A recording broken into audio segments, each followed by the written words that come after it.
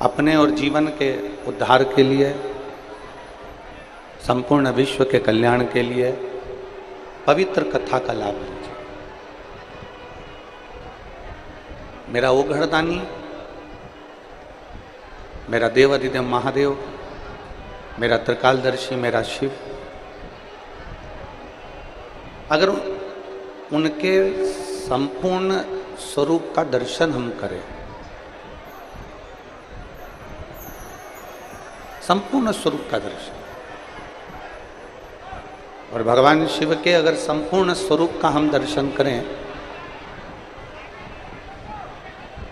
संपूर्ण स्वरूप को अगर हम निहारें, तो भगवान का जो हृदय है, भगवान का जो शीश है, भगवान के जो नयन है, भगवान के जो कर्ण है, भगवान के जो अधर हैं, भगवान की जो ठोडी है, भगवान का जो उदर है, शिव महापुराण कहती है कि भगवान का जो शीश सम्मुख में हमको नजर आता है, ये संपूर्ण शीश पर्वत है। भगवान के जो नयन नजर आते हैं, ये संपूर्ण ब्रह्मांड को प्रकाशित करने वाले, संपूर्ण जगत को प्रकाशित करने वाली एक ऊर्जा, एक ज्योति है। और भगवान के हृदय का यदि हम दर्शन करें, भगवान के हृदय का दर्शन करें, तो संपूर्ण ब्रह्मांड, संपूर्ण ब्रह्मांड मेरे देवाधिदेव महादेव के हृदय में विराजमान। उदर का दर्शन करें भगवान शंकर के, तो उदर का दर्शन करते समय हमें स्मरण रहेगा कि जगत का जितना भरण पोषण करना, जगत का जितना भरण पोषण है, वो संपूर्ण मेरे देवाधिदेव महादेव के उदर में, मेरे शंकर के उदर, मेरे भगवान देवाधिदेव महादेव के उदर में। अब आपने कथा सुनी है,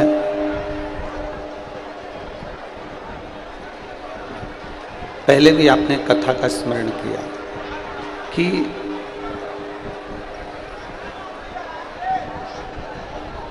समुद्र का मंथन हुआ। उस मंथन में विष प्रकट हुआ। उस मंथन में विष आया, विष प्रकट। और जब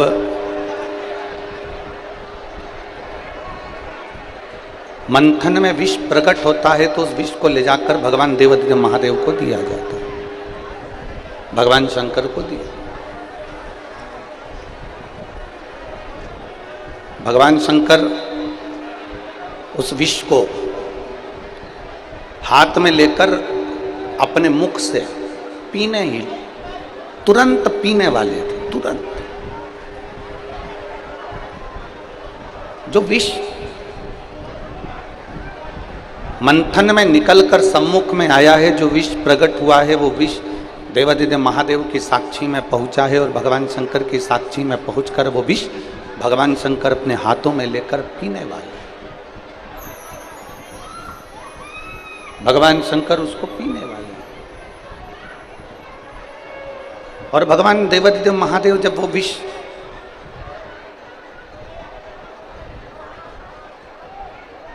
पीने वाले हैं, और उनके हाथों में विष का पात्र है, विष का कटोरा है, और पी रहे हैं,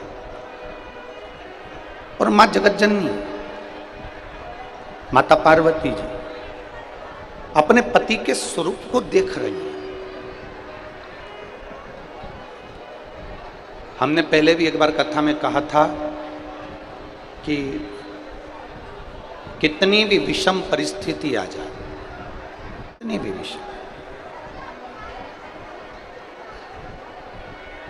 उस विषम परिस्थिति में केवल एक नारी,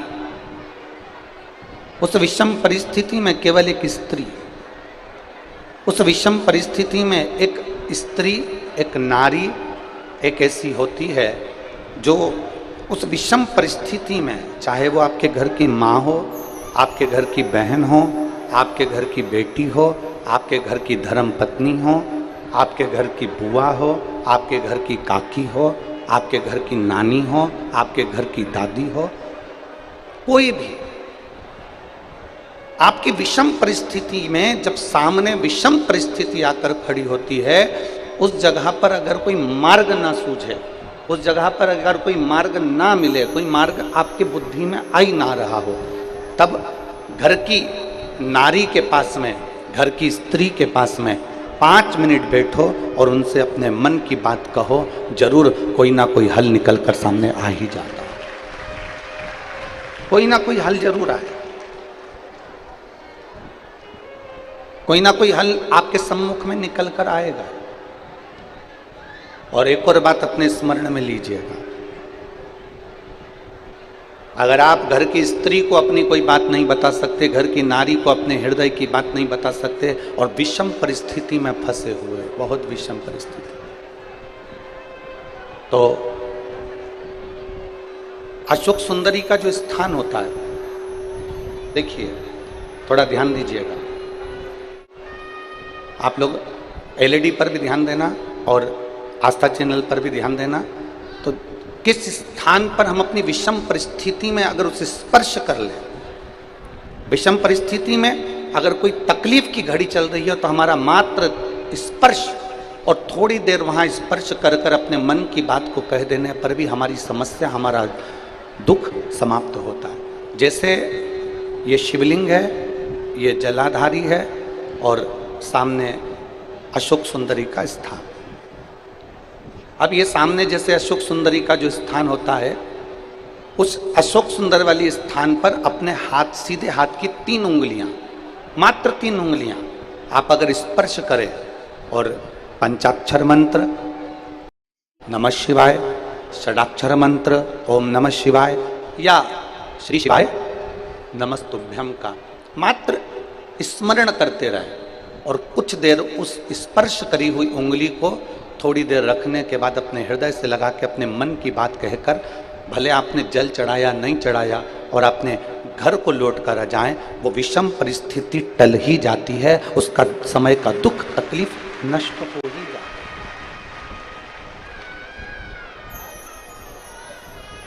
वो एक विषम परिस्थिति को टालने का स्थान है। कहते हैं कि जब हम अशोक सुंदरी वाले स्थान पर, जब हम हाथ का स्पर्श करते हैं, अशोक सुंदरी वाले स्थान पर जब हम हाथ का स्पर्श करते हैं और स्पर्श कर कर जब हम अपने मन की बात कहते हैं, तो वो बात महादेव तक, माता पार्वती के माध्यम से, अशोक सुंदरी के माध्यम से पहुंच जाती है और भोलेनाथ हमारे मन की दशा को जानकर आशीर्वाद दे ही देते हैं। वो विषम परिस्थिति। और शंभु शरने पड़ी मांगू घड़ी रे, दुख का दया करी ने दर्शन।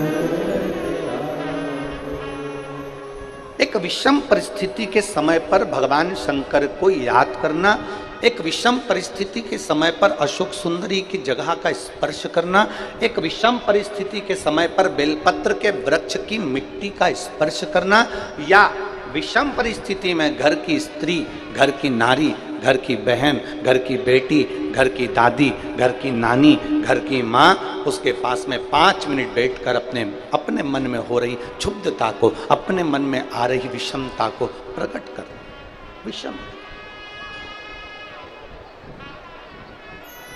हमने एक बात पहले कही, आप लोगों के स्मरण में होगा, किस किसने सुना है? जिसने सुना होगा वो बताएंगे। हमने पहले कथा में कहा था कि नारी का आधा शरीर देवादिदेव महादेव का होता है। सुना था कि नहीं सुना था? बोलो, जम के तो बोलो। सुना था ना सबने? स्त्री का, नारी का आधा जो स्वरूप है, स्त्री का आधा जो भाग है, स्त्री का आधा जो स्वरूप है, वो पुरुष का अर्थात देवादिदेव महादेव का भाग है। कई जगह पर, कई लोग प्रवचन में कह देते हैं कि अपनी घर की पत्नी को कुछ मत बताओ। कई लोग कह देते हैं कि अपने घर की स्त्री को कुछ मत बताओ। कई लोग कह देते हैं अपने प्रवचन में, आपने भी प्रवचनों में सुना होगा कि घर की नारी को कुछ मत बताओ, घर की स्त्री को कुछ मत बताओ, कुछ मत बोलो, घर की स्त्री को घर आपके मन की दशा बताओ मत। कई लोग प्रवचन में ऐसा कहते हैं, पर शिव महापुराण कभी नहीं कहती।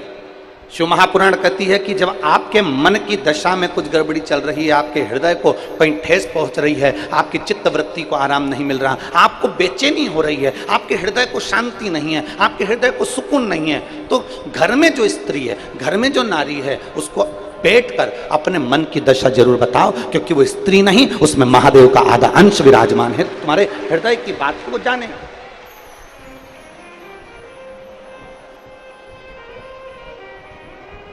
आपके हृदय की मनोदशा को वो पहचाने, आपके हृदय की बात को वो जानने का प्रयास करे, उसको कहो।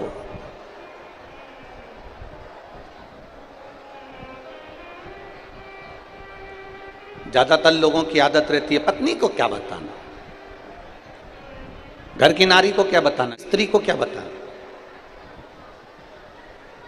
अगर नारी को बताएंगे, स्त्री को बताएंगे तो वो ज्यादा टेंशन में ले लेगी, और टेंशन लेगी तो मुझे भी टेंशन दे देगी। स्त्री को क्या बताना, नारी को क्या बताना, क्या बताना। पर शिव महापुराण की कथा कहती है,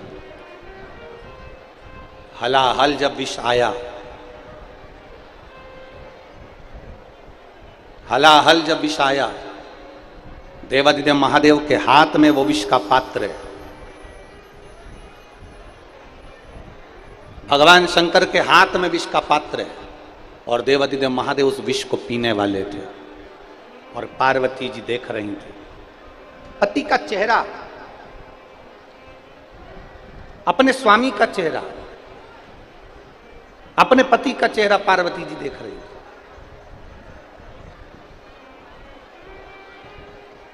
और माता पार्वती जी ने जो पति का चेहरा देखा, और देखते से माता पार्वती उनके करीब में पहुंच गई, उनके नजदीक, उनके पास में। और माता पार्वती जी जैसे ही भगवान देवादिदेव महादेव के नजदीक में पहुंची और भगवान शंकर के पास दौड़कर माता पार्वती जी पहुंची, दौड़कर।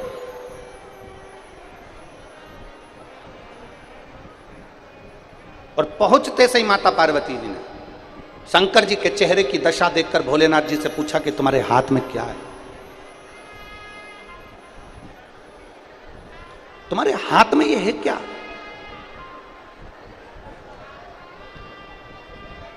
मेरा निवेदन, आस्था चैनल पर जितनी माताएं कथा सुन रही हो, भाई कथा सुन रहे हो, मेरे जीजा मेरी जीजियां कथा सुन रही हो, फेसबुक यूट्यूब पर सुन रहे हो या इस पंडाल में बैठकर सुन रहे हो, आपसे भी निवेदन, जरा विचार करिएगा। आपका पति, आपके घर का कोई पुरुष, आपके घर का कोई पिता, आपके घर का कोई दादा, आपके घर का कोई पुरुष हाथ में जहर की पुड़िया लेकर खाएगा तो आप मना करोगे कि नहीं करोगे? जम के तो बोलो जरा, अरे जम के बोलो जरा, करोगे ना कि तुम जहर क्यों खा रहे हो, विष क्यों पी रहे हो, जहर क्यों, विष क्यों? ऐसी कौन सी विषम परिस्थिति फंस गई जो तुम ये विष पी रहे हो, ये जहर खा रहे हो? ऐसा हुआ क्या?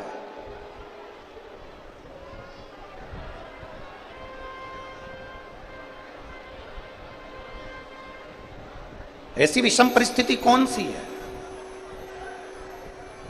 जो आपको जहर खाना पड़ रहा है, विष पीना पड़ रहा है? मेरे देवादिदेव महादेव विष के पात्र को अपने पास में रखें, विष के पात्र। और विष का पात्र लेकर मेरे देवादिदेव महादेव बस पीने वाले हैं, और पार्वती जी उनके पास जाकर पूछ रही है ऐसी कौन सी परिस्थिति आ गई, क्या हो गया? बाबा भोलेनाथ, आप विष पी रहे हो, ऐसी कौन सी परिस्थिति आ गई?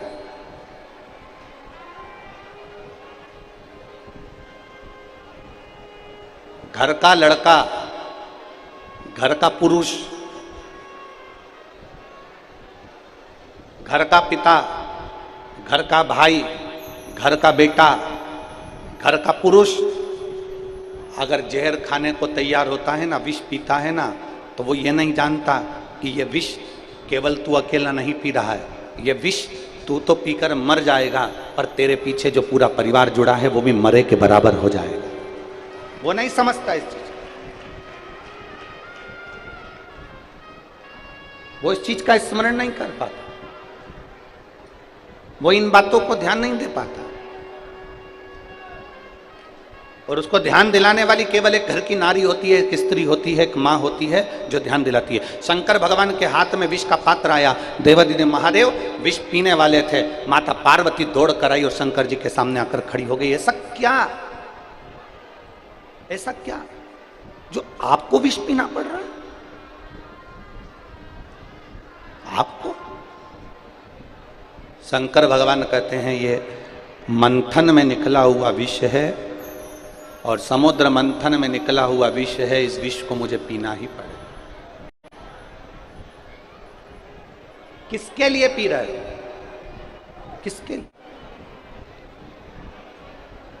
ये विष किसके लिए पी रहे?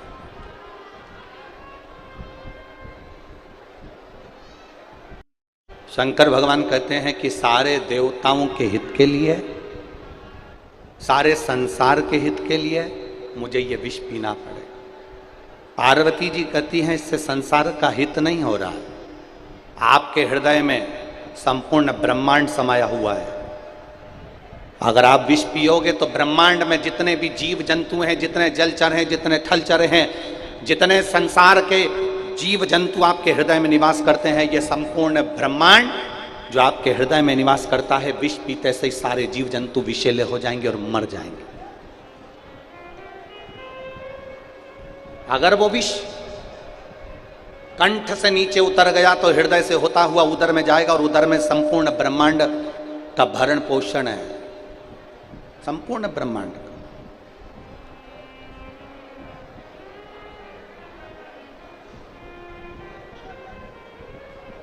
उस उदर में संपूर्ण ब्रह्मांड का भरण पोषण, संपूर्ण। और यदि वो विष उस ब्रह्मांड के भरण पोषण में जाएगा तो भी जीव नष्ट हो जाएगा, तो भी संसार नष्ट हो जाएगा। तो भगवान शंकर हाथ में विष लिए हुए हैं और पार्वती जी से पूछते हैं अब इस विष का मैं करूं क्या? इस विष का मैं क्या करूं?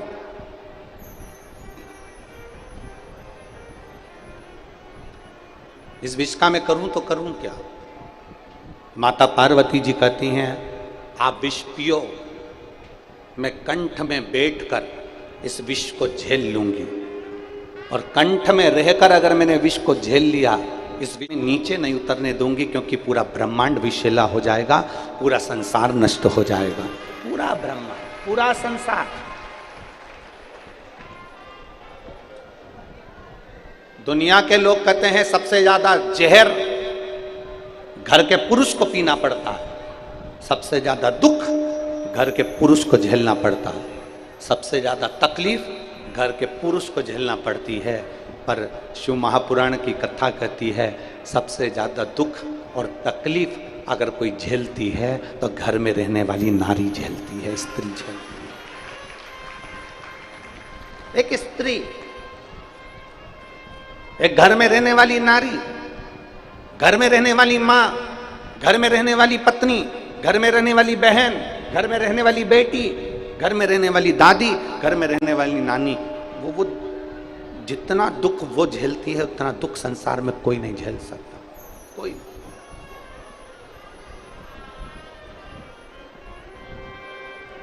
चलो मेरी जीजियों, उत्तर देना आप लोग। 16 सोमवार का व्रत कौन करता है, पुरुष की स्त्री? जम के बोलते जाओ जरा। स्त्री। वैभव लक्ष्मी का व्रत कौन करता है? स्त्री। तीज का व्रत कौन करता है? चतुर्थी का व्रत कौन करता है? छठ का व्रत कौन करता है? स्त्री। सोमवार, मंगलवार, बुधवार कौन करता है? स्त्री। अब इसको क्या पड़ी? तुमको पड़ा क्या आखिर कि तुम व्रत कर रही हो? तीज का व्रत करो, चतुर्थी का व्रत करो, पंचमी का व्रत करो, छठ का व्रत करो, ताली का तीज का व्रत करो, इसका व्रत करो, उसका व्रत करो, तुम्हें क्या पड़ी? पर केवल एक नारी, एक स्त्री ऐसी होती है जो व्रत भी करती है तो खुद के लिए नहीं करती, अपने पति, अपने बच्चे, अपने परिवार के हित के लिए करती है। एक स्त्री भी व्रत कर रही है तो परिवार के हित के लिए करती है। अगर उसने व्रत भी किया है तो अपने परिवार के, अपने कुटुंब के हित के लिए करा, परिवार के हित। मां जगत जननी माता पार्वती कंठ पर आकर बैठ गई। कंठ, हृदय में पूरा ब्रह्मांड समाया है मेरे देवादिदेव महादेव के, पूरा। पार्वती जी बैठी और हमारा विश्वास कहता है इतनी चिलचिलाती हुई धूप में 46-47 टेम्परेचर में ये लाखों की संख्या में आप लोग आए हो और इसमें सबसे ज़्यादा संख्या मेरी माताओं की, मेरी जीजियों की है, सबसे ज़्यादा। और मेरी जीजियों की, मेरी माताओं की संख्या सबसे ज़्यादा है। तो मैं आप जितनी मेरी जीजियाँ आई हैं ना, ये कथा सुनने भी आई है ना, तो केवल अपने अकेले के उद्धार के लिए नहीं आई हैं, अपने परिवार के उद्धार के लिए। केवल अपने अकेले के लिए नहीं, संपूर्ण परिवार के उद्धार के।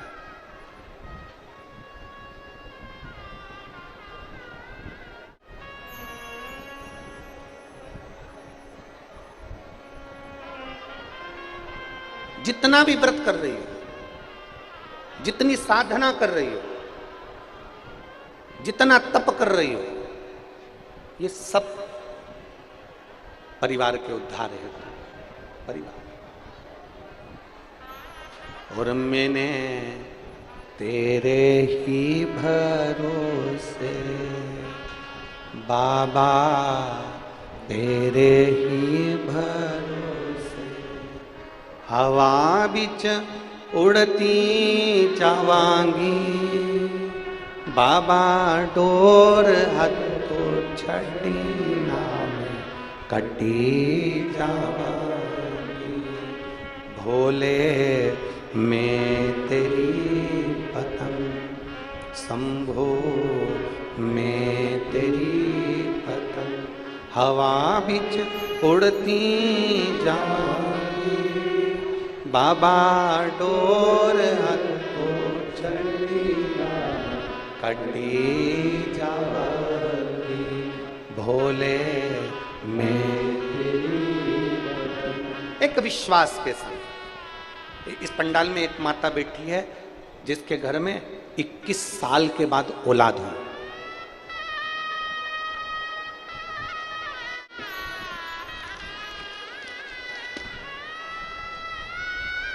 ललिता साहू, नंद कुमार साहू, गणेश नगर, जामुल, भिलाई, छत्तीसगढ़। कहीं बैठी हो तो हाथ हिला सकती है। अगर कहीं बैठी हो तो हाथ हिला सकती हैं। ललिता साहू, नंद कुमार साहू, मोबाइल नंबर ये है। और गणेश नगर, जामुल, भिलाई, छत्तीसगढ़ की रहने वाली है। कहीं बैठी हो तो हाथ हिला सकती है। पत्र को आप लोग एलईडी पर पढ़ सकते हैं और आस्था चैनल पर पढ़ सकते हैं। मैं ललिता साहू, पति नंद कुमार साहू, गणेश नगर, जामुल, छत्तीसगढ़। भोले बाबा की कृपा का मैं क्या गुणगान करूं। 21 वर्ष के बाद बाबा देवादिदेव महादेव की कृपा से, गुरुदेव ऐसा कोई डॉक्टर नहीं जिससे जांच नहीं करवाई। बच्चेदानी में परेशानी बता दी थी, डॉक्टरों ने बहुत इलाज किया, पर संतान का सुख डॉक्टरों ने भी मना कर दिया था। दुनिया के लोग 5 साल 6 साल इंतजार करते हैं, मैंने 10 साल तक इंतजार करा कि बच्चा होगा, पर नहीं हुआ। निकलते निकलते 21 साल हो गए और 21 साल होने पर आपकी कथा पहली बार सुनी और सुनकर सफ़ेद आंकड़े की जड़ का उपयोग करा। जब सफ़ेद आंकड़े की जड़ को कमर में बांधा तब गर्भ नहीं ठहरा, फिर वापिस बांधा, फिर भी गर्भ नहीं ठहरा, तीसरी बार फिर बांधा और बाबा की कृपा से गर्भ ठहर गया। 21 साल के बाद मेरे घर में पुत्र रत्न की प्राप्ति हुई। यह शिव तत्व है, यह शंभु, ये औघड़ी है। कहीं बैठी हो ललिता साहू पति नंद किशोर नंद कुमार साहू, गणेश नगर, जामुल, छत्तीसगढ़, कहीं बैठे हो तो बच्चे को लेकर आप व्यासपीठ पर आ सकते हैं। एक विश्वास की दृढ़ता देखिए। अब हम आपसे पूछे, जितनी माताएं बैठी हैं, मेरी जीजियां बैठी हैं, आप बताओ ईमानदारी से, 21 साल शादी को हो जाए और औलाद नहीं हो तो आशा रहती है क्या फिर? अरे बोलो तो जम के। नहीं, लोग सोचते हैं अब क्या होगा, अब तो 21 साल शादी के हो गए, अब क्या संतान हो, अब क्या औलाद हो, अब क्या संतान का सुख हो। पर उसने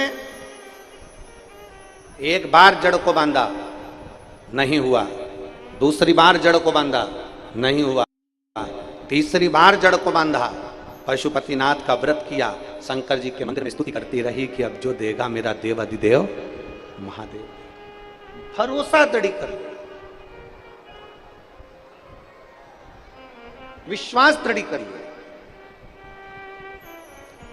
और जब भरोसा पक्का हो जाता है ना, विश्वास दृढ़ हो जाता है ना, जब एक दृढ़ता बन जाए, एक भरोसा हो जाए, एक विश्वास पक्का हो जाए, तो मेरा महादेव देता जरूर है, थोड़ी देरी कर सकता है पर झोली भरता जरूर है। अच्छा, अब आप लोग बताओ, ये चिलचिलाती हुई धूप में 46-47 डिग्री टेम्परेचर में आप बैठे हुए कथा सुन रहे हो,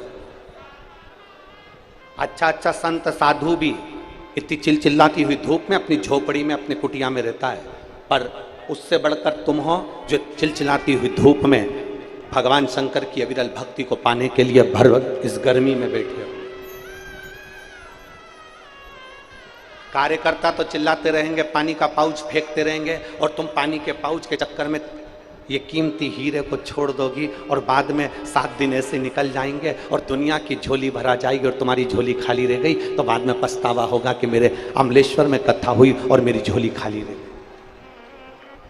चिल्लाने वाले चिल्लाएंगे, कार्यकर्ताओं का तो काम ही यही है कि वो किसी ना किसी तरह से तुम्हारी कथा को सुनने से डिस्टर्ब करेंगे, उनका काम ही यही है, कभी इधर से चिल्लाएंगे, कभी इधर से चिल्लाएंगे, क्योंकि 1 बजे कथा चालू होती है, अगर सुनने वाले को अगर रुचि हो ना, सुनने वाले व्यक्ति को अगर रुचि हो तो सुबह 2 घंटे पहले आ सकता है, पर 1 बजे आएगा, सबको दबाएगा, धमकाएगा, चिल्लाएगा, चोट करेगा, तब अंदर घुसने का प्रयास करेगा। ये तो आदत है इन लोगों की।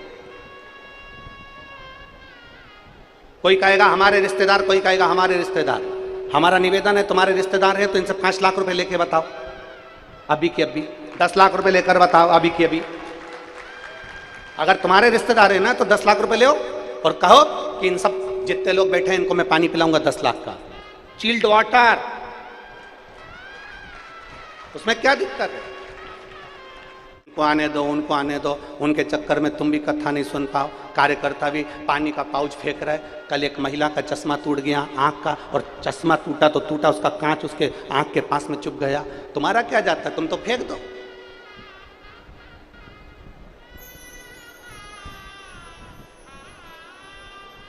इस पंडाल के बाहर भी लोग धूप में बैठे हुए चिलचिलाती हुई गर्मी में, पानी के पाउच देना है, बोतल देना है तो उनको देकर आओ। और मेरी जीजियां इतनी मजबूत हैं कि तुम्हारे पानी के लिए नहीं आई हैं।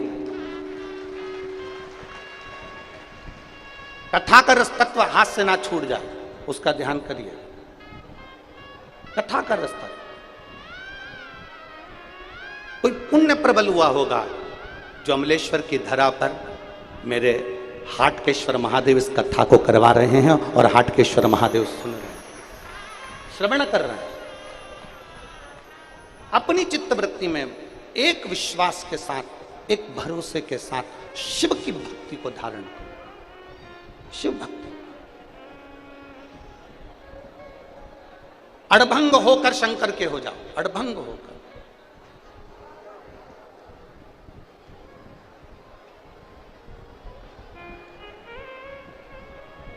समर्पण शिव पुराण है, उस समर्पण शिव पुराण का एक एक अंश याद रखना। समर्पण किसको कहते हैं कि अपने भीतर सारे विकारों को, अपने आप को भगवान के भरोसे छोड़ दें। और मेरे बाबा दया करना, मैं तेरे भरोसे, मेरे बाबा दया करना, मैं तेरे भरोसे। सब कुछ समर्पित कर। पार्वती मैया शिव जी को देखकर कंठ पर, मां हाथ पर विष को झेल रही।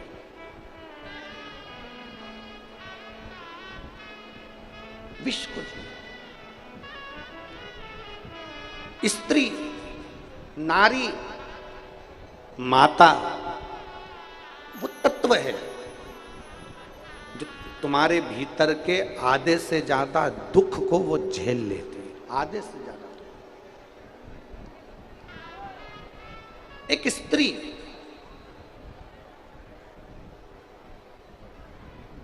सबसे ज्यादा संख्या में मेरी माताएं आई हैं। क्यों आई हैं? परिवार के हित के लिए। क्यों आई हैं? कोई अपने बच्चे के हित के लिए, कोई अपने पति के हित के लिए, कोई अपने घर के हित के लिए आई। कुछ अच्छा लेकर यहां से जाऊं, मेरे बाबा का गुणगान कर कर जाऊंगी, मेरे शंकर का स्मरण कर कर जाऊंगी, मेरे शिव को अपने दिल में बिठा कर जाऊंगी, तो मेरा देवाधिदेव महादेव मेरे मन की बात सुनेगा। सुनेगा। थोड़ा पीछा पकड़ना पड़ेगा। थोड़ा। कई माताएं कहती है कि हमने एक बार पशुपति का व्रत कर लिया गुरुजी, मेरा काम नहीं हुआ। हमने कहा ठीक है, फिर मैंने दूसरी बार भी करा, मेरा काम नहीं हुआ। एक माँ ने पत्र में लिखा है,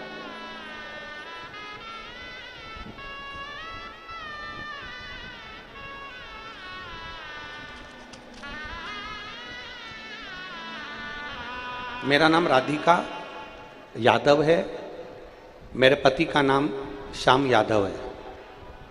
राधिका जी कहीं बैठी हो तो हाथ हिलाइएगा। मेरा नाम राधिका यादव है। पत्र को आप लोग एलईडी पर आस्था चैनल पर पढ़ सकते हैं। मेरा नाम राधिका यादव है, मेरे पति का नाम श्याम यादव है। मैं रायपुर की रहने वाली हूँ। मेरी शादी को 10 साल हो गया था। कहीं बैठी हो तो हाथ हिला सकते हैं।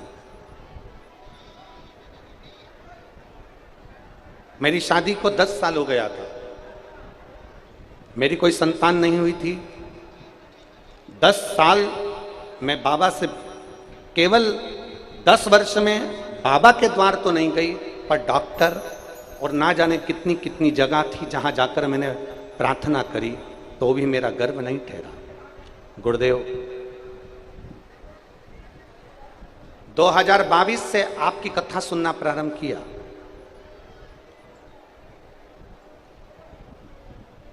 दो 2022 से कथा सुनना प्रारंभ किया। आप पतिनाथ व्रत करने का बोला, सफेद आंकड़े की जड़ बांधने का बोला, मैंने सब कुछ किया। मेरी संतान नहीं। गुरुदेव, अब उस बहन ने जो लिखा है वो जरा लाइन पर आप स्मरण करिएगा। अगर आस्था चैनल पर पढ़ रहे हो तो उसने लिखा, पशुपति व्रत किए, हो सकता है कि बहुत सारी गलतियां हो गई हो, इसलिए मेरे बाबा ने मेरी गोदी नहीं भरी। हो सकता। फिर उसने लिखा, मैंने व्रत करना बंद नहीं कर, 3 महीने का गैप करती, फिर व्रत कर लेती और बाबा को जल चढ़ाती रहती, विनती करती, बाबा के चरण धोती, मंदिर साफ करती और बाबा को प्रणाम करती कि मैंने सुना है कि तू दिए बिना रहता नहीं है, तो फिर मेरी झोली भी भर दे बाबा। 1 साल मैंने इंतजार करते करते निकाला, तब बाबा की कृपा से मेरे घर में 2023 में संतान की प्राप्ति हुई। मैंने पीछा नहीं छोड़ा।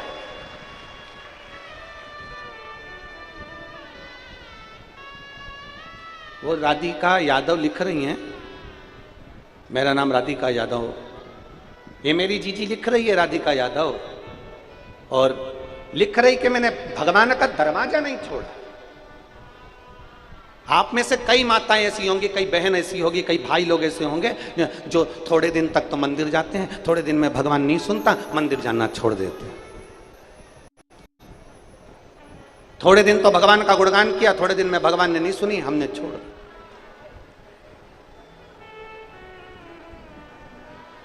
थोड़े दिन तो परमात्मा के दरवाजे पर गए, थोड़े दिन में नहीं सुना, हमने छोड़ दिया। नहीं, बोल बम का नारा है, जरा जम के बोलो, बोल बम का नारा है, सारी समस्या का हल। थोड़ा पीछा पकड़ना पड़ेगा, थोड़ा पीछा।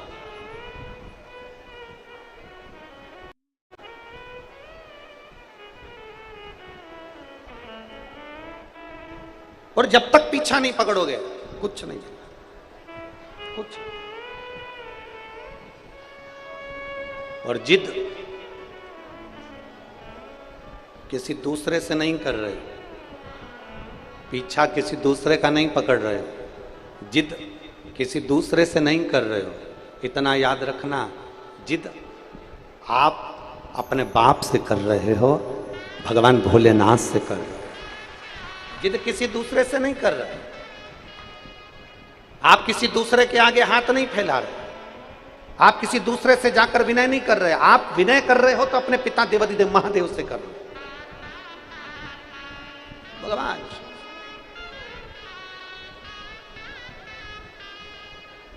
किसी दूसरे से नहीं।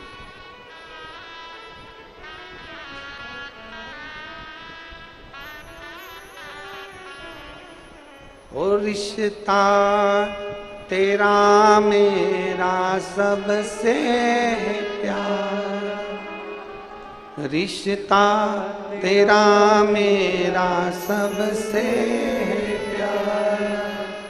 तू मेरा बाबा, मैं हूँ तेरा लाला, मैं हूँ तेरा लाला।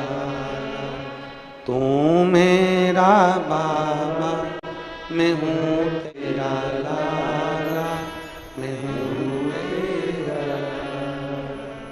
किसी दूसरे से जिद नहीं है। और अगर आस्था चैनल पर माताएं सुन रही हैं कथा, तो मैं उनसे निवेदन करूंगा, और जितने पंडाल में सुन रहे हैं छत्तीसगढ़ की इस पवित्र अमलेश्वर की भूमि से, जब तक झोली ना भर देना तब तक उसका दरवाजा छोड़ना मत, देगा जरूर, ये पक्का। रोज जाओ शंकर के मंदिर में एक लोटा जल चढ़ाओ। अपने नजदीक में शिव महापुराण की कथा हो तो उसको सुनने के लिए जाओ।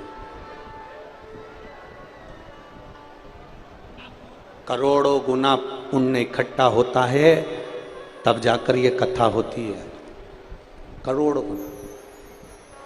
अगर आज ये पवन जी खंडेलवाल हैं, विशाल खंडेलवाल हैं, और ये मोनू साहू जी हैं, और सागर खंडेलवाल जी हैं, अगर ये कथा करवा रहे हैं तो इनका तो पुण्य है, पर साथ में अमलेश्वर की पवित्र भूमि पर जितने भक्त रहते हैं इनका भी पुण्य है, इनका पुण्य है, तब ये कथा हो रही है।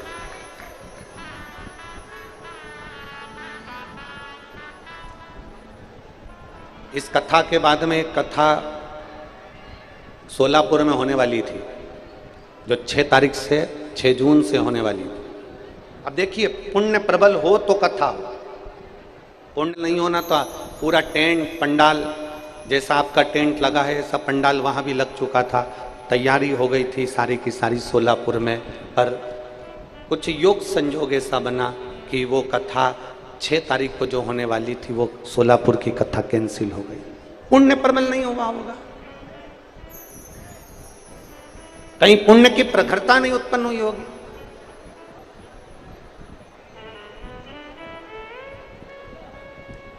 और क्या पता छत्तीसगढ़ वालों ने कैसा पानी चढ़ाया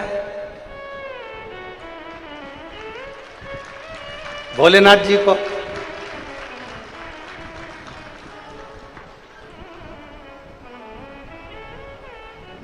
ना जाने कैसा जल चढ़ाया है। हम हमेशा कथा में कहते हैं कि 5 पंडाल में कथा श्रवण करने वाले की मनोकामना पूर्ण होती है। तो ये 2 कथा तो यही हो गई, और सोलापुर के बाद वापिस छत्तीसगढ़ में कथा थी 18 तारीख वाली, और मालूम पड़े छत्तीसगढ़ वालों को फिर वो तीसरी। फिर हम भी सोच में पड़े हैं कि ये कर क्या रहे हैं छत्तीसगढ़िया, सबले बढ़िया। जय जोहार। छत्तीसगढ़िया महतारी ने ऐसी कृपा कर दी तुम्हारे ऊपर, पूछो ना। इतनी शिव कृपा के बिना कुछ, शिव की उदारता के बिना कुछ। जब पुण्य प्रबल हो, बिलासपुर में कथा होने वाली थी, इतनी तैयारी हो गई, सारा पंडाल वंडाल सब लग गया, पुण्य प्रबल नहीं होगा, नहीं होगा। हाले कोसा होने वाली थी, पुण्य प्रबल नहीं हुआ होगा, नहीं। आमलेश्वर वालों ने हाटकेश्वर महादेव पे खूब जल चढ़ाया होगा, इसलिए ये कथा यहां पकड़ाई में आ गई। बाबा से निवेदन करो कि ऐसी कृपा कर कि जीवन में मुझे सुख का अनुभव। एक लड़के ने अपनी मम्मी से कहा, मम्मी तो रोज कथा सुनती है, टीवी के सामने बैठी रहती है, एलईडी टीवी चालू कर लेती है और बैठ के कथा सुनती रहती है, क्या टीवी के सामने कथा सुनने पर भी महादेव सुनता है? पत्र देखिए।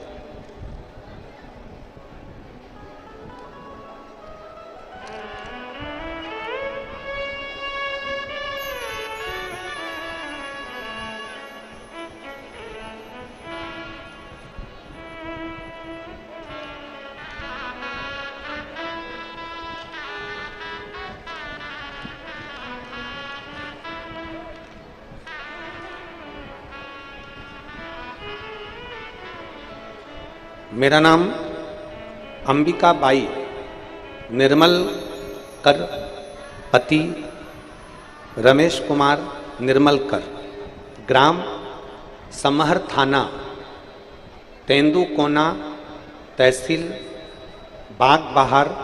बागबहरा, जिला महासमुंद में रहती हूँ। कहीं बैठी हो तो हाथ हिला सकती हैं, अगर कहीं बैठी हो तो अपना हाथ हिला सकती हैं। अंबिका बाई निर्मल कर, पति रमेश कुमार निर्मल कर। गुरुदेव,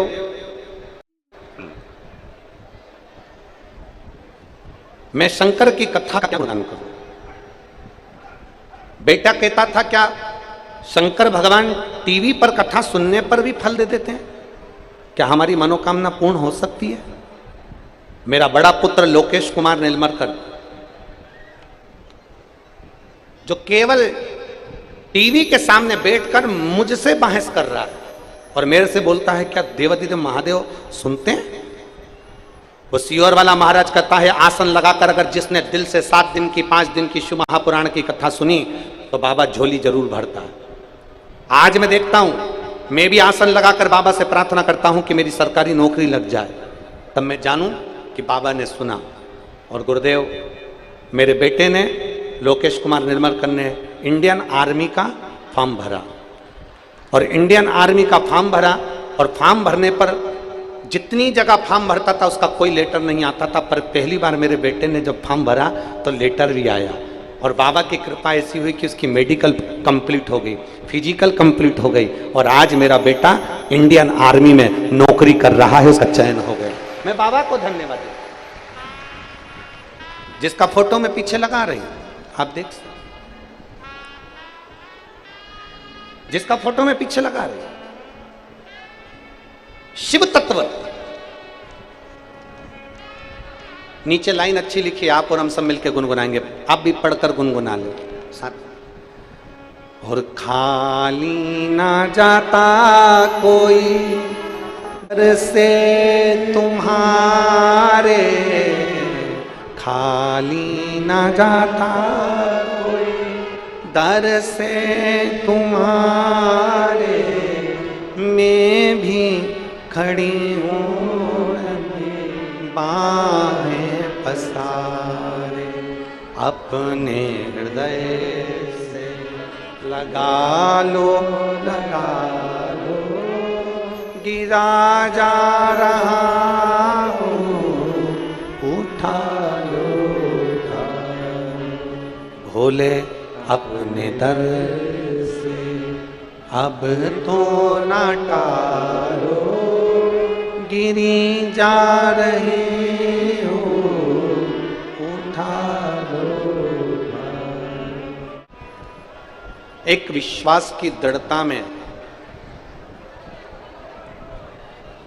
थोड़ा जिद, किसी दूसरे से नहीं, अपने बाबा से अपन कर सकते। किसी दूसरे से जिद नहीं कर रहे। अगर जिद कर भी रहे हैं तो हमारे देवाधिदेव महादेव से। बोल बम का नारा है। अगर जिद कर रहे हैं तो हम अपने बाबा से, अगर कुछ बोल भी रहे हैं तो हमारे बाबा से, अगर कुछ कहना भी है तो हम हमारे बाबा से करें। पूर्ण समर्पित हो जाओ, पूर्ण समर्पित। अच्छा ईमानदारी से बोलो, मेरी जीजी और मेरे जी जाऊं,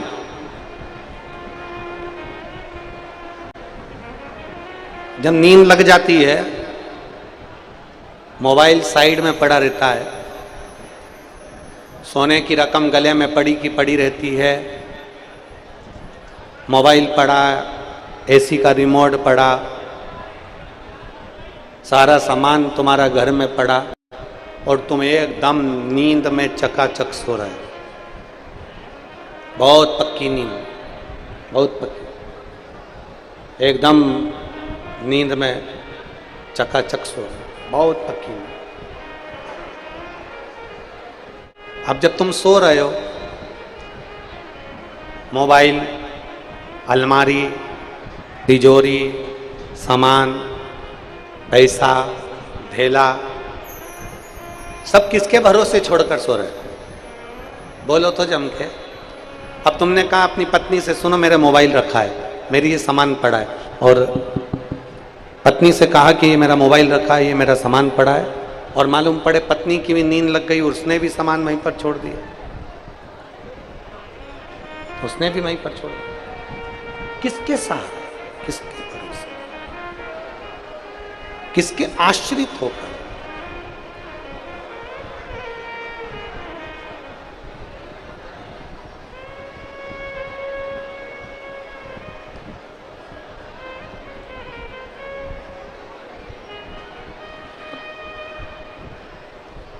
हम किसके आश्रित होकर जी? जैसे रात को सोते समय सारा सामान पड़ा रहता है और हमारा ध्यान नहीं दे पाते, क्योंकि वो हम जानते हैं कि हम घर के अंदर हैं, हमारा सामान सेफ है, हम घर के अंदर हैं, दरवाज़ा लगा है, कुंडी लगी है, सारा सामान हमारा पड़ा हुआ है, कोई लेकर नहीं जाएगा। उसी तरह जब तक ये मानव का शरीर है, जब तक ये मनुष्य का शरीर है, तब तक ये मान कर चलो कि हमें भोलेनाथ के आश्रित होकर जीना है, कि वो है तो हमें कोई चिंता नहीं।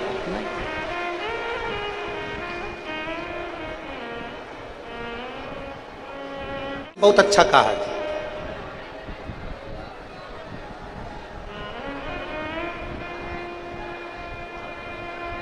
कोई कहे अमीर को रोते देखा है, अमीर को रोते देखा, गरीब को रोते देखा, अमीर को रोते देखा, गरीब को रोते देखा, केवल एक शंकर का भक्त ऐसा था जिसे इस कली काल में भी मुस्कुराते देखा। केवल एक महाकाल का भक्त ऐसा है जिसको इस कली काल में, इस कलयुग में भी मुस्कुराते देखा। इस कलयुग शिव का भक्त, शंकरोघड़ी का भक्त, अड़भंगा भक्त मुस्कुराते।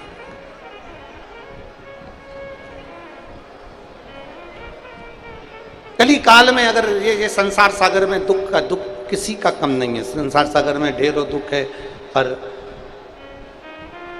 शंकर पर जो भरोसा कर लेते हैं, शिव पर जो आश्रित हो जाते हैं, शंकर के भरोसे जो जीना चालू कर देते हैं, उनके चेहरे पर प्रसन्नता बनी रहती है, उनके चेहरे पर मुस्कुराहट बनी रहती है, उनके चेहरे पर एक आनंद की राशि बनी रहती है, मुस्कुराते। शिव कथा कर रही है, शिव महापुराण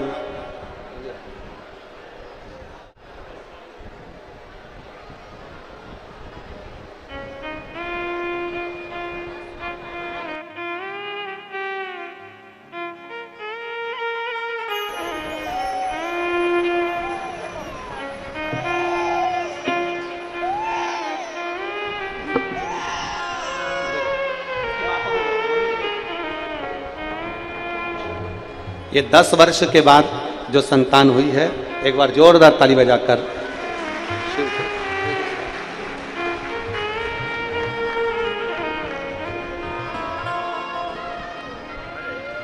शंभो शरणे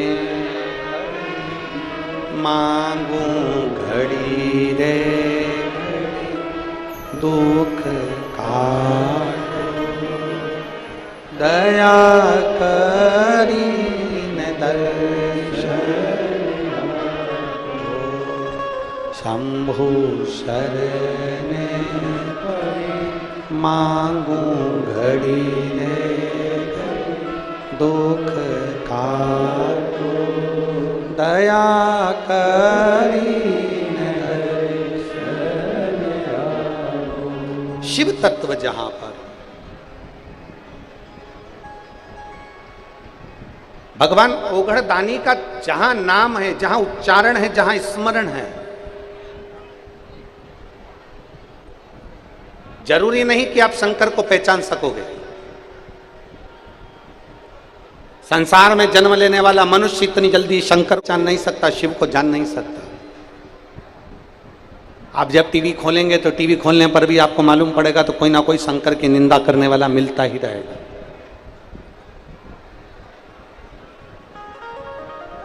आप जब जब टीवी खोलेंगे तब कोई ना कोई शिव की निंदा करने वाला मिल जाएगा। शंकर को जल मत चढ़ाओ, शंकर का चढ़ा हुआ मत खाओ, शंकर पर पानी मत चढ़ाओ, शिव मंदिर मत जाओ, ये तो शिवलिंग है, कहाँ तुम जल चढ़ाने जा रहे हो, कहाँ आचमन कर रहे हो। लोग निंदा करेंगे क्योंकि शिव को पहचाने नहीं है।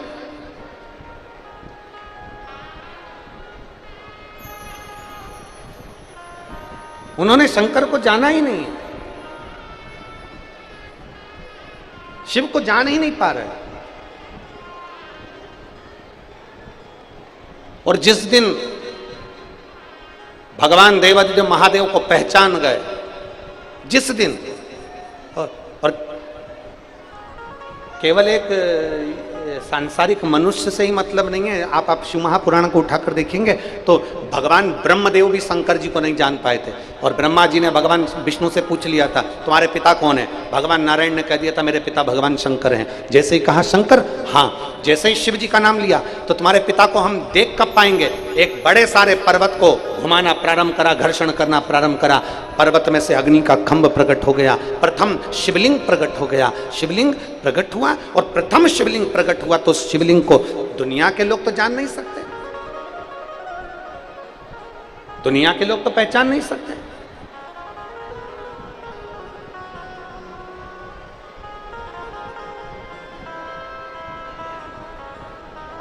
जरा विचार करिएगा, 33 कोटि देवी देवताओं में सबसे सरल देव अगर कोई है तो जम के बोल दो जरा, कौन है? महादेव। एक लोटा जल चढ़ाया, स्पर्श किया, उतने में उसने कृपा कर दी, उतने में कृपा।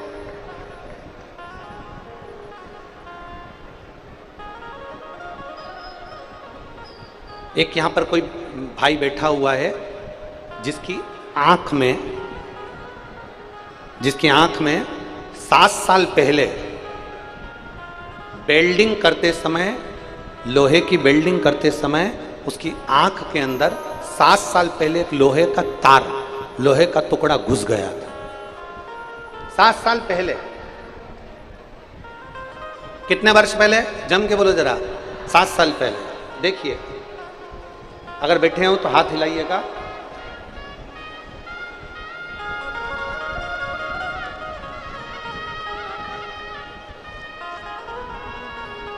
मैं निवेदन करूंगा कैमरा टीम से कि सबसे पहले उनकी आंख का फोटो एलईडी पर भी और आस्था चैनल पर भी दिखाएं। ये आंख जो एलईडी पर आप देख रहे हैं और आस्था चैनल पर आप देख रहे हैं, जिसमें उसकी आंख में लोहे का टुकड़ा घुसा हुआ है। 7 साल से उसकी आंख के अंदर लोहे का टुकड़ा घुसा हुआ था। 7 साल से बड़े से बड़े डॉक्टर के पास में वो होकर आ गया। इसका नाम है कामेश्वर चौहान। मेरा मोबाइल नंबर ये है। मेरा पता अवंतीबाई चौक, कोहका, भिलाई, जिला दुर्ग, छत्तीसगढ़ का रहने वाला हूँ। कहीं बैठे हो तो हाथ हिलाइएगा। हाथ हिलाओ, क्लोज करिए। हाँ उनको, हाँ ठीक है, दिख गए। एक बार वापिस हाथ हिला दो, वापिस हाथ हिलाओ। ठीक ठीक ठीक, दिख गए हो, दिख गए हो। श्री शिवाय नमस्तुभ्यम। हो सके तो एक बेलपत्र लेने आ जाइए, आ जाओ। मैं कामेश्वर चौहान, मेरा मोबाइल नंबर यह है। अवंतीबाई चौक, कोहका, भिलाई, जिला दुर्ग, छत्तीसगढ़ का रहने वाला हूँ। मैं वेल्डिंग का काम करता हूँ। लोहे की कटिंग करते समय कटिंग का एक चिप्स, कटिंग का एक टुकड़ा मेरी आंख में, दाहिनी आंख में चला गया। तभी से मैं डॉक्टरों का इलाज करा रहा था। 7 साल मुझे इलाज कराते कराते हो गए, पर वो टुकड़ा नहीं निकला और मेरी आंख ठीक नहीं हुई। आंख से दिखना बंद हो गया था, आंख खराब हो गई थी, पक गई थी। उसमें से मवाद 24 घंटे उसमें से मवाद निकलता रहता था। डॉक्टरों के हिसाब से तुम्हारी आंख कभी ठीक नहीं होगी, ये डॉक्टर ने कह दिया। ऑपरेशन करा, सफल नहीं हुआ। दूसरा ऑपरेशन करा, सफल नहीं हुआ। और वो आंख में से मवाद निकलता रहा। जब आंख में से मवाद निकलता रहा, सालों बीत गए, 7 साल निकल गए गुरुदेव, पर वो आंख में से मवाद निकलना बंद नहीं हुआ। फिर हमने 2022 में पहली बार आपकी कथा मोबाइल पर सुनी और मोबाइल से फिर हमने टीवी पर देखना चालू करा। टीवी पर देखना प्रारंभ करा, तब हमने शंकर जी के मंदिर में जाना प्रारंभ करा।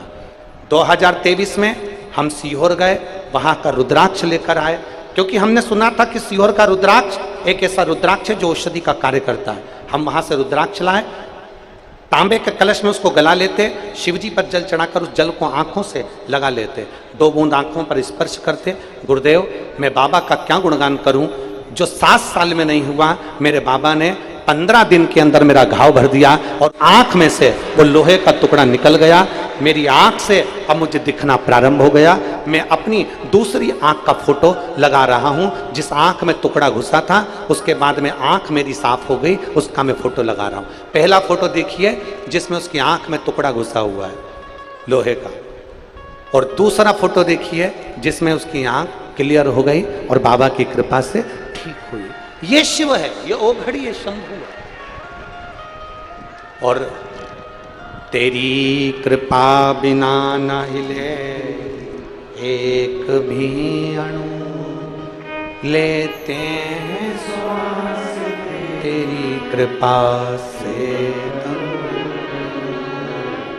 बखान क्या करूं राखों के ढेर का, चपटी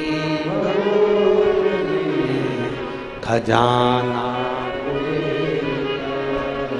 हे गंगाधार मुक्ति द्वार ओंकार, भोले ओंकार, आयो शरण किया शंभु। ये शिव है, उसको ओघड़ी कहते हैं। और मेरी जीजियों, मेरे जीजाओं, मेरी बेटियों, बेटाओं, मेरी माताओं, एक विश्वास मानकर जाना, कोई तुमसे कह दे कि शंकर की कथा में क्या मिलता है जाने से, तुम छाती ठोक कर कहना तू जाकर देख, दुनिया की सारी दौलत उसी के चरणों में मिलती है। क्या मिलता है,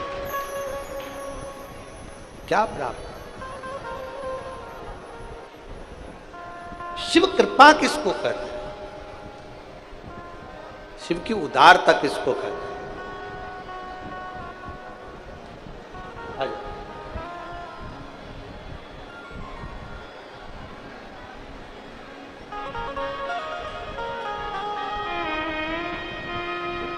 अब ठीक है आंखें दोनों,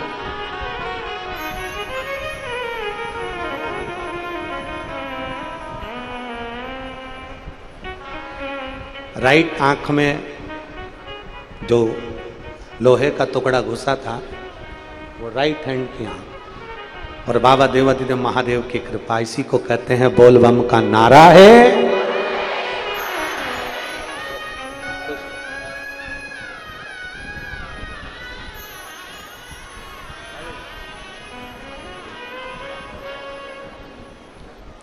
शिव तत्व की प्राप्ति का बंधु हो शंकर, शिव ओघड़। ब्रह्मदेव ने जानता था, ब्रह्मा नहीं पहचान।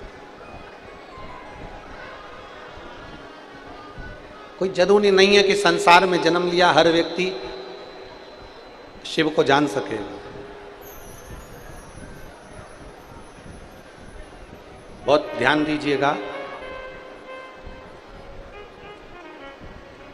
सूर्य की रोशनी ओस की बूंद को भी मोती बना देती है। ओस की बूंद सूर्य की रोशनी में चमकती है और मोती जैसी प्रतिबिंब होती है। ओस की बूंद सूर्य की रोशनी का संग पकड़ती है तो मोती जैसी चमकने लगती है, और पृथ्वी पर जन्म लेने वाला मनुष्य जब शंकर के शिवलिंग का स्पर्श करता है तो वो भी हीरे जैसा चमकने लगता है। वो भी हीरे,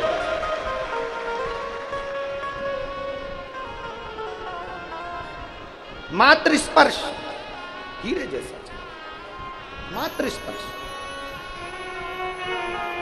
आप में से कितने लोग हैं जो शंकर जी को एक लोटा जल चढ़ाने जाते हैं? जरा हाथ उठाओ जरा।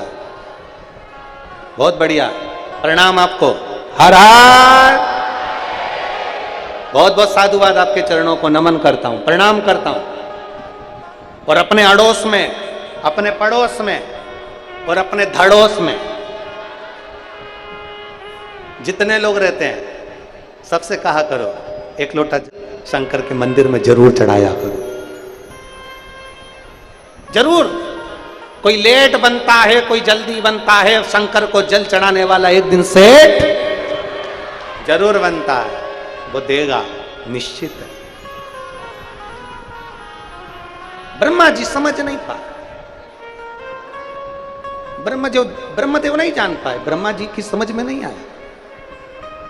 तुम्हारे पिता कौन है? भगवान नारायण ने कहा शिव मेरे पिता है, शंकर मेरे पिता है।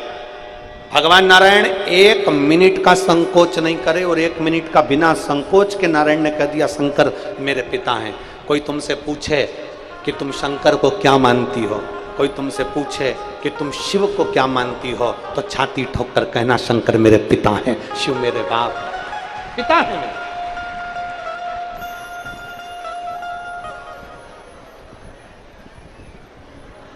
शिव मेरे पिता हैं, शंकर को अपना मानते, शिव को अपना। एक शिवलिंग प्रकट हो गया, एक शिवलिंग।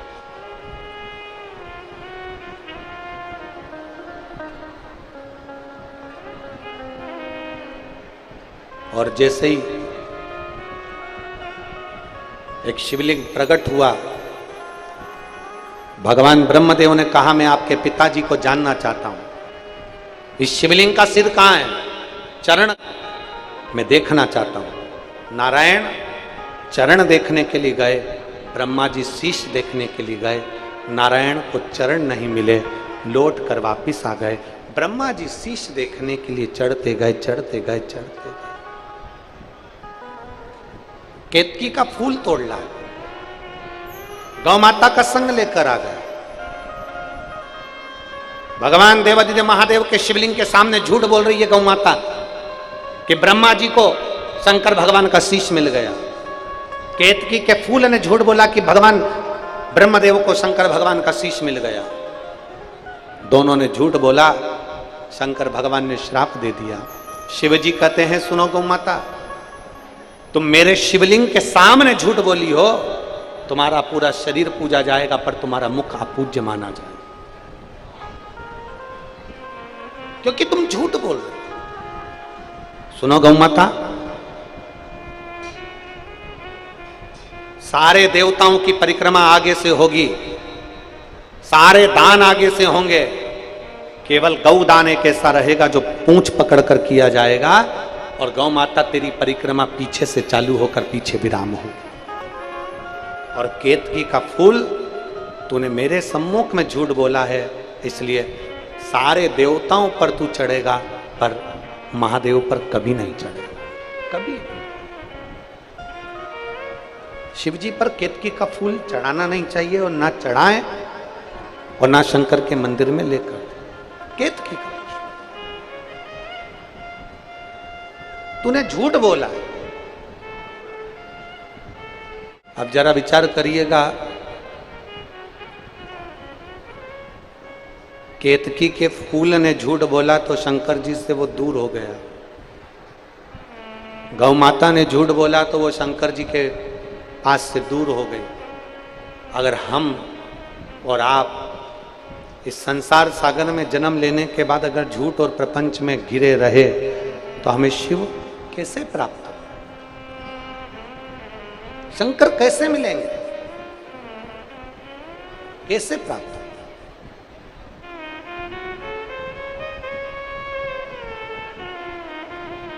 प्रयास करो,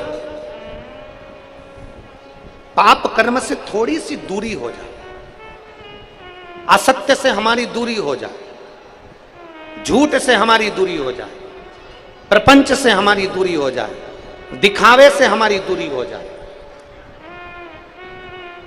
आज का समय बड़ा विचित्र है। लोग अगर एक व्यक्ति को कुछ दान भी देते हैं ना तो 50 बार दिखावा कर देते हैं कि हमने इतना दिया। दिखावे से दूरी करो।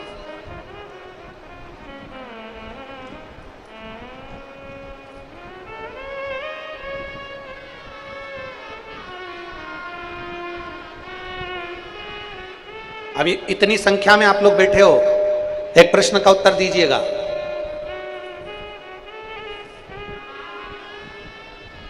पाप पड़ता है क्या? जम के बोलो, जिसे जम के बोलो। पाप करना पड़ता है? नहीं। करना क्या पड़ता है? पुण्य। पाप करना पड़ता है? नहीं। करना क्या पड़ता है? पुण्य। पुण्य करना पड़ता है, पाप करना नहीं पड़ता। पाप तो अपने आप हो जाता है, उसको करने की जरूरत ही नहीं पड़ती, अपने आप होता है। पुण्य करना पड़ता है, पाप करने की जरूरत नहीं पड़ती, पाप अपने आप होता है। कुछ अच्छा कर रहे थे, झूठ बोल दिए। कुछ बहुत अच्छा करने का प्रयास किया, गलत काम हो गया। किसी के लिए अपशब्द निकल गया, ताने निकल गए, गलत काम हो गया। अड़भंग आड़े टेढ़े संबोधन निकल गए। हम तो यहाँ तक कहते हैं, ये शिव महापुराण की कथा अमलेश्वर में हो रही है, हम तो यहाँ तक कहेंगे, प्रयास करना बन सके इस कथा में अपने हाथ से स्पर्श कर कर इस कथा को अच्छा करने का प्रयास करना। कथा हो रही है, इसमें हाथ बढ़ाकर अच्छा करने का प्रयास करो। और अगर कथा होते होते में बीच बीच में अगर कहीं तुम अपनी टांग अड़ाओगे ना तो एक दिन बिना टांग के रह जाओगे। इसलिए हाथ आगे बढ़ाओ और कथा को अग्रसरता दीजिए, अग्रसरता। एक पत्र है,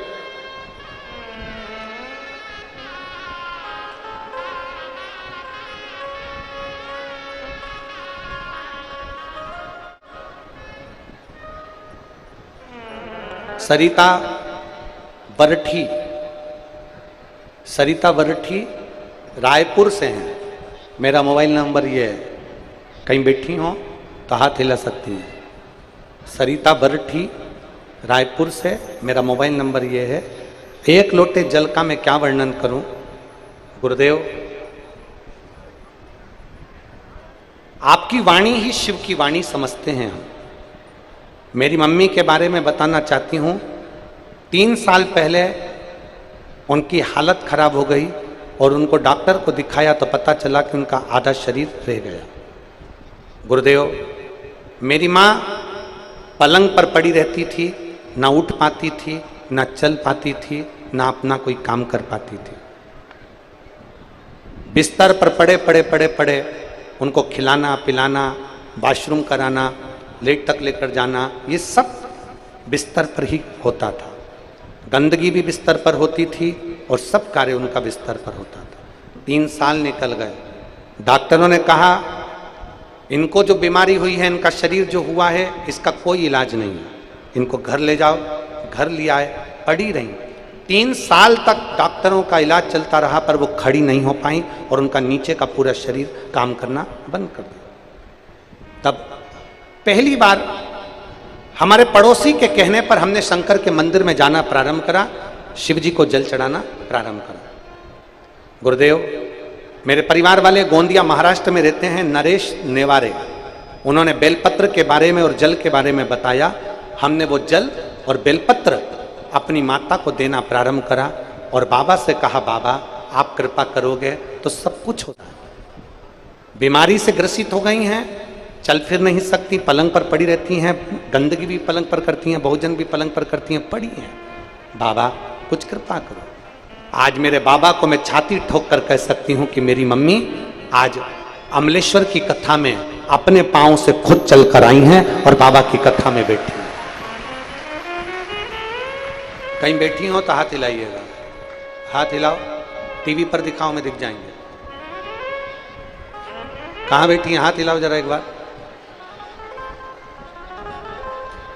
सरिता वरठी रायपुर से, कहीं बैठी हो तो हाथ हिलाइए। इधर है क्या, हाथ हिलाओ एक बार, ठीक है। आ जाओ, एक बेलपत्र ले जाना, आ जाओ। सरिता वरठी रायपुर छत्तीसगढ़ से, आ जाइए, बेलपत्र ले जाना। माता जी आई हैं जिनके पाँव में तकलीफ थी, हाँ आ जाओ, आ जाओ, धीरे धीरे आ जाओ। 3 साल बिस्तर से नहीं उठी, 3 वर्ष। ऐसा कोई डॉक्टर नहीं था जिसका इलाज नहीं करवाया, 3 साल पर नहीं। और शिव भक्ति, शंकर का गुणगान, शिव का स्मरण सुख देता है, सुख। और मेरे भोले तेरा सहारा है, मेरे भोले तेरा सहारा है, मेरी नैया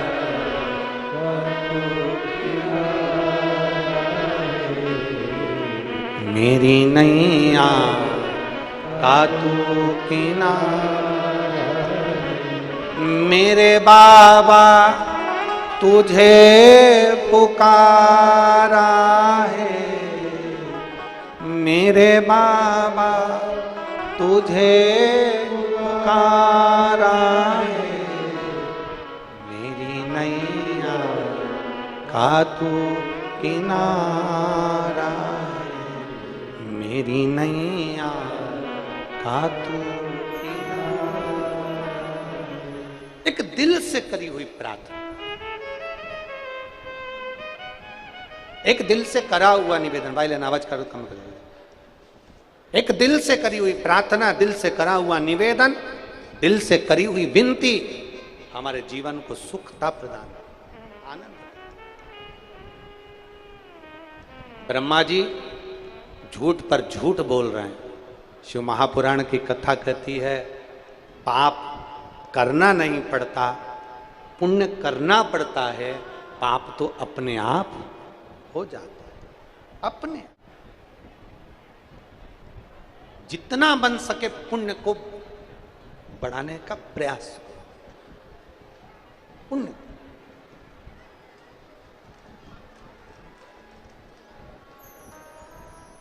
दिल में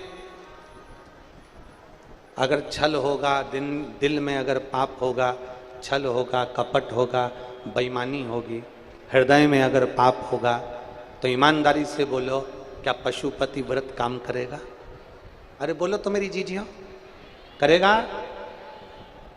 दिल अगर साफ है, मन अगर साफ है, हृदय अगर साफ है, तो ये निश्चित है कि पशुपति व्रत तुमने करा और देवाधिदेव महादेव ने तुम्हारी झोली खुशियों से।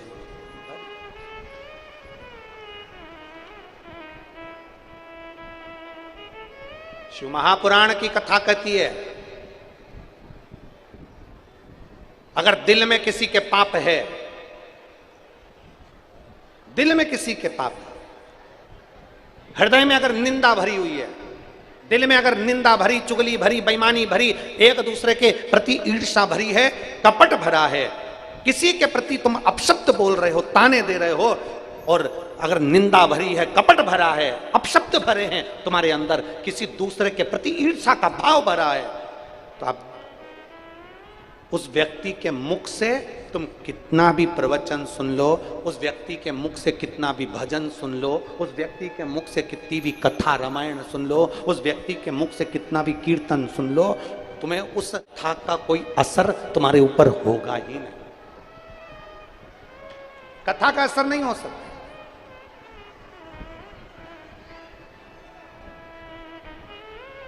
और फिर निवेदन करूंगा इस व्यासपीठ के माध्यम से, कथा सुनने के लिए जाओ, कथा श्रवण करने के लिए जाओ, और कोई व्यास वक्ता अपनी व्यासपीठ से अगर किसी की निंदा कर रहा है, कोई व्यास वक्ता अपनी व्यासपीठ से अगर किसी के लिए अपशब्द कह रहा है, तो उसी समय पर खड़े होकर हाथ जोड़कर निवेदन कर कर कहिए, महाराज जी हम भागवत रामायण गीता सुनने के लिए आए हैं, हम कथा सुनने के लिए आए हैं, हम किसी की निंदा सुनने के लिए नहीं आए, आप हमें निंदा मत सुनो। ये हमारा फर्ज है, ये अपना फर्ज है। आप किस लिए आए हो? भगवान के गुणगान सुनने के लिए। आप किस लिए आए हो? भगवान की कथा सुनने के लिए। आप किस लिए आए हो? भगवान शंकर को अपने भीतर विश्वास को प्रकट करने के लिए, भगवान शंकर के विश्वास को अपने भीतर प्रबल करने के लिए, भगवान शंकर की भक्ति को अपने भीतर विश्वास को प्रकट करने के लिए हम कथा में जाए। हम कथा में आए काहे को? कि हमारा विश्वास दृढ़ हो जाए, हमारा भरोसा पक्का हो जाए। इस कथा के पंडाल में एक बच्चा बैठा है जिसकी आंख से रोशनी चली गई। देखिए,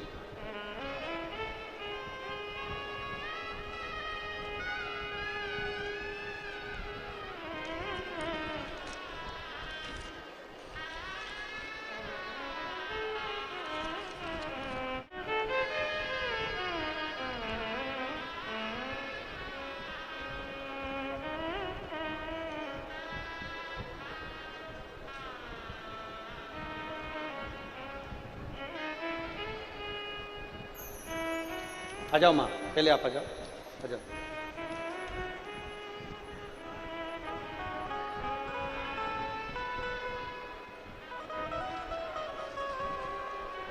उनको नीचे रहने दो, चढ़ते नहीं बने। आप आ जाओ बेटी, दीदी आप आ जाओ, उनको वहीं रहने दो।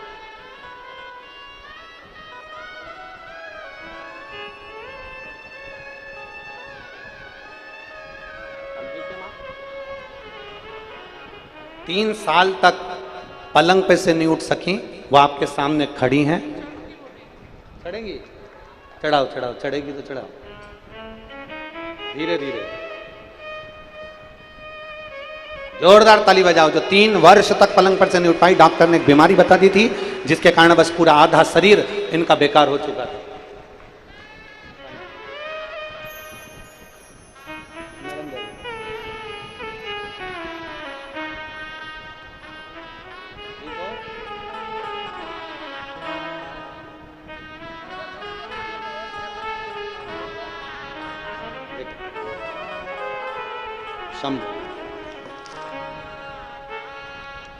मैं नीता ग्राम बिरोड़ा, जिला महासमुंद से आई हूँ। कहीं बैठी हो तो हाथ हिलाइएगा। नीता यादव, ग्राम बिरोड़ा, जिला महासमुंद से आई हूँ। मेरे पति का नाम रीतराम यादव है। मेरा छोटा बेटा, जिसको 5 वर्ष की आयु में आंख से दिखना बंद हो गया था। कितने वर्ष की आयु में? जम के बोलो जरा। 5 वर्ष की आयु में। कहीं बैठे हो तो हाथ हिला सकते हैं। नीता यादव, ग्राम बिरोड़ा, जिला महासमुंद से आई हूं। 5 वर्ष का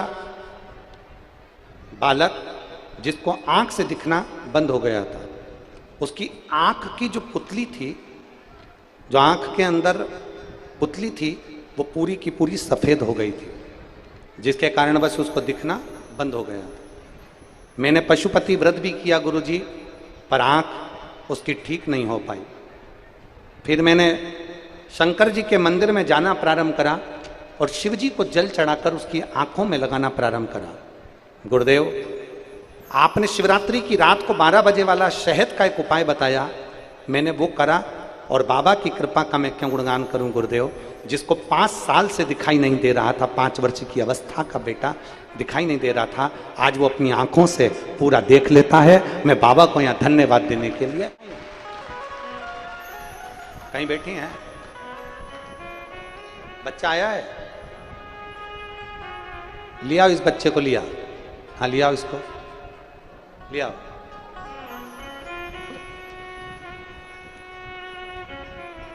शिव तत्व इसी को कहते हैं, वो घड़ी शंभु इसी को कहते हैं।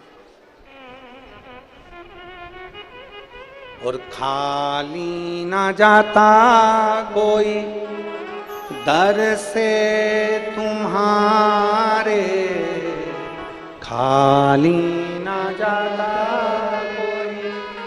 सब बोलिए, दर से तुम्हारे मैं भी खड़ी हूँ नन्ही बाहें पसार, अपने हृदय लगा लो, लगा लो, गिरा जा रहा हूँ, उठा लो,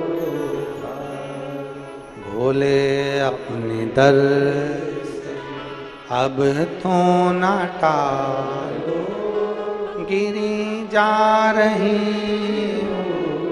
उठा लो।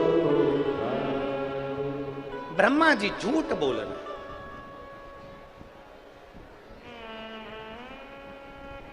अपशब्द कह रहे, आड़ा टेढ़ा बोल रहे। क्रोध आ गया देवाधिदेव महादेव को। पैर का नख तोड़कर फेंका, काल भैरव प्रकट हो गए। काल भैरव से कहा, जाओ ब्रह्मा जी का जो मुख झूठ बोल रहा है, निंदा कर रहा है, उस मुख को काट दो। जो मुख निंदा कर रहा है, जो मुख झूठ बोल रहा है, उसको काट दो। शिव महापुराण की कथा कहती है, भगवान विष्णु ने देवऋषि नारद के मुख से शंकर की निंदा सुनी थी, तो भगवान विष्णु को घोड़े का मुंह लग गया था, हयग्रीव अवतार हो गया। देवऋषि नारद ने शंकर जी की निंदा करी थी, तो उनको बंदर का मुख लग गया था। इसलिए अभी कथा में आपको कहा, अगर कोई व्यास वक्ता, कोई अपनी पुराण वक्ता अगर अपनी पुराण पर बैठकर किसी की निंदा करे, किसी के लिए अपशब्द बोले, तो पहले हाथ जोड़कर निवेदन करो, महाराज हम कथा सुनने के लिए आए हैं, निंदा सुनने के लिए आने हैं। कोई निंदा में डूबने वाला मिल जाए तुमको, और तुम्हें कथा के माध्यम से या अन्य चीजों के माध्यम से केवल निंदा कर रहा हो, केवल अपशब्द कह रहा हो, तो ऐसों के मुख से कथा सुनने का भी कोई सार तत्व नहीं, कभी नहीं सुनना। निंदा को श्रवण नहीं करना है, ना निंदा करना है ना सुनना है। बोल बम का नारा है। हम क्यों निंदा सुने, हम क्यों निंदा करें, हमें क्या करना निंदा से, हमें क्यों सुनना। और मेरी जीजियों, केवल फलाहार करने से उपास नहीं होता। मेरे जी जाओ, केवल फरियाल खाने से उपास नहीं होता, फलाहार करने से उपास नहीं होता। शिव महापुराण कहती है एक उपास और है, वो उपास है किसी की निंदा नहीं करना और निंदा नहीं सुनना। ये भी व्रत है, ये भी उपास है। ये भी व्रत है, ये भी उपास है। ना हम निंदा सुनेंगे ना निंदा करेंगे। ब्रह्मा जी ने निंदा कर दी, ब्रह्मा जी ने अपशब्द कह दिया, काल भैरव प्रकट होकर ब्रह्मा जी के सिर को काट दिए। सिर लुढ़कता लुढ़कता गया, ब्रह्मा जी के शरीर से रक्त निकलता रहा। शीश में से जो रक्त निकल रहा था उससे कर्मनाशा नदी प्रकट हो गई। ऐसी नदी भारत की भूमि पर उत्तर प्रदेश में आज भी वो नदी बहती है, कर्मनाशा, जिसमें चिड़िया भी पानी नहीं पीती, जिसमें कुत्ता भी पानी पीने नहीं जाता। वो कर्मनाशा नदी आज भी उत्तर प्रदेश में बह रही है। उस कर्मनाशा नदी के घाट पर लिखा है ये कर्मनाशा है, इसमें हाथ ना धोइए, ये कर्मनाशा है, इसमें पाँव ना धोइए, ये कर्मनाशा है, इसमें स्नान ना करिए। कर्मनाशा नदी जिसका जल आज भी शरीर पर लग जाता है तो 71 पीढ़ी में अगर किसी ने पुण्य करा होता है तो वो पुण्य समाप्त हो जाता है और उस पर पाप कर्म लिप्त हो जाता है। कर्मनाशा ब्रह्मा जी के रक्त से प्रकट हो, ब्रह्मदेव को। अब जरा विचार करो, झूठ बोलने वाले, गलत बोलने वाले के रक्त से नदी प्रकट हो गई जिसको जीव जंतु तक पानी नहीं। विचार करिए जरा।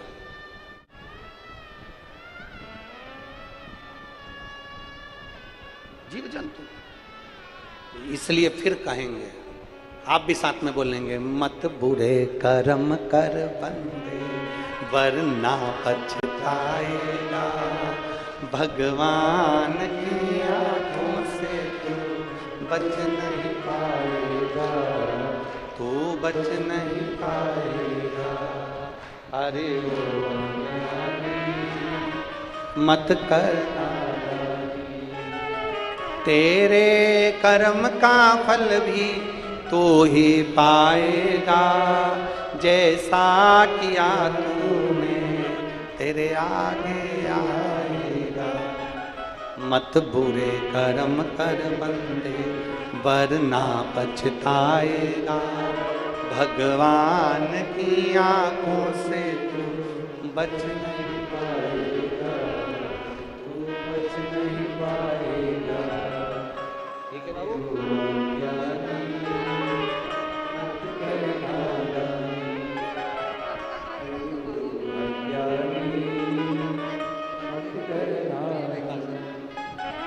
एक बार जोरदार ताली बजाएं।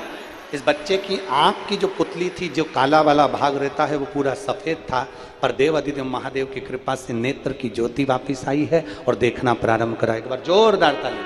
शिव तत्व की प्राण शंभु ओघड़ी है, शंभु, और बिना शिव कृपा के झूठ से दूर हो जाओ, प्रपंच से दूर हो जाओ, छल से दूर हो जाओ, निंदा करने वालों से दूर हो जाओ, निंदा सुनने से दूर हो जाओ। हमें निंदा ना तो करना ना सुनना। ब्रह्मा जी का कर्मनाशा नदी प्रकट हो गई। ब्रह्मा का सिर तो भी झूठ बोलता रहा। तब उसी समय पर जब ब्रह्मा का सिर झूठ बोल रहा था, भगवान नारायण ने शिव जी से प्रार्थना करी, आप कृपा करिए, ब्रह्मा के सिर को लोग ठुकरा देंगे, अपशब्द कहेंगे, आप कुछ कृपा करो। तब ब्रह्मा के सिर को भगवान शंकर ने बट वृक्ष बना दिया, बड़ का पेड़ बना दिया और बट वृक्ष का निर्माण कर दिया। शंकर भगवान से भगवान नारायण बोले, इस बड़ के पेड़ को तो कोई पूजेगा नहीं, आप कृपा करोगे तो सब हो सकता है। शंकर भगवान कहते हैं, जिसको दुनिया ठुकरा देती है वो मेरी शरण में आ जाता है तो उसकी भी पूजन कराने की जवाबदारी मेरी हो जाती है, उसको पुजवाने की जवाबदारी मेरी है।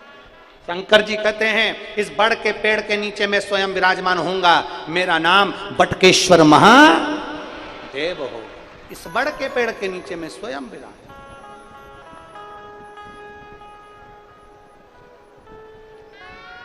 स्वयं शिव विराज। महादेव का चरित्र कह रहा, एक विश्वास की जागरूकता रखी, एक भरोसे की दृढ़ता रखी। भगवान शंकर का नाम बटकेश्वर महादेव पड़ गया। ब्रह्मा विष्णु महेश तीनों प्रकट हुए, तीनों का आनंद समाहित हुआ। और जोरदार ताली बजाएं ब्रह्मा विष्णु महेश के लिए।